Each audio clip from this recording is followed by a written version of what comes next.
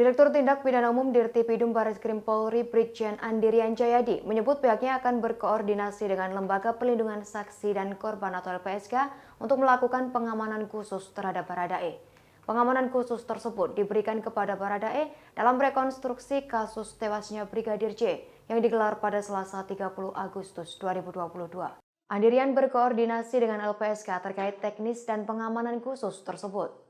Pengamanan khusus diberikan kepada Baradae mengingat statusnya sebagai Justice Kolaborator atau JC. Sementara itu tak ada penanganan khusus terhadap tersangka lain, yakni Ferdi Sambo, Putri Chandrawati, Bribka RR, dan Kuat Maruf. Nantinya Sambo dan ketiga tersangka lain diberikan pengamanan standar.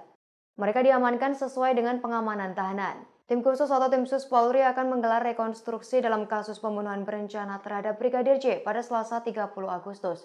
Kapolri Jenderal Polisi Listio Sigit Prabowo berjanji rekonstruksi akan dilakukan secara transparan.